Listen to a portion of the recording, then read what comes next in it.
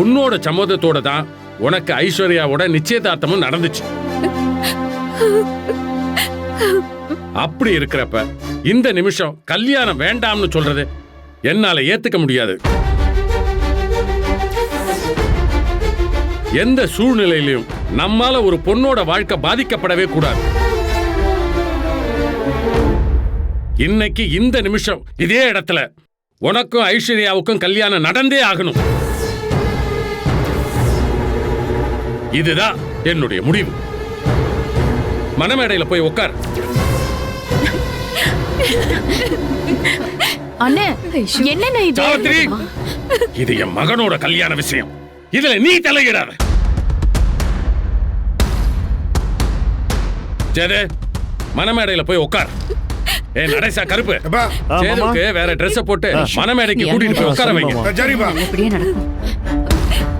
மாப்ள, வா மாப்ள போலாம். சரி, வாயா போவா. அண்ணே போ மாப்ள, போ. வாயா. இல்லண்ணே, அது அப்பா சொல்லிட்டாருல, வாயா. ஐஸ்வர்யா, மணமேடைக்கு போகணும், வா. என்ன ஐஸ்வர்யா, இப்படியே அழுத முகத்தோட வந்து உட்கார போறியா இல்ல லைட்டா மேக்கப் டச் அப்லாம் பண்ணிக்கலாமா? போங்க, கிண்டல் பண்ணாதீங்க. அம்மா, என்னம்மா கல்யாணம் நடந்துரும் போல. போச்சு போ.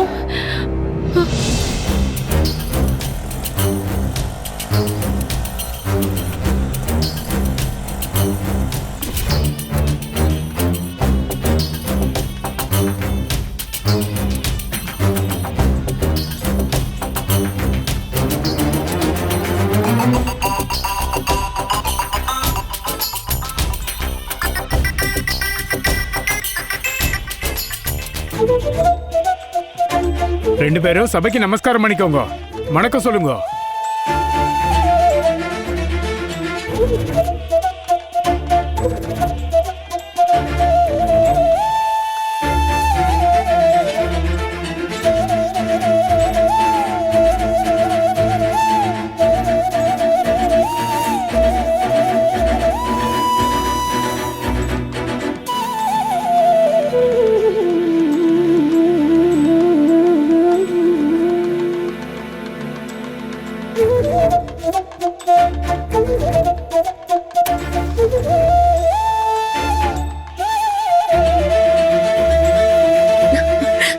மா, நம்ம நினைச்ச மாதிரி ஐஸ்வர்யாவுக்கும் சேதுக்கும் கல்யாணம் நடக்க போகுது. நம்ம ஜெயிச்சிட்டோமா?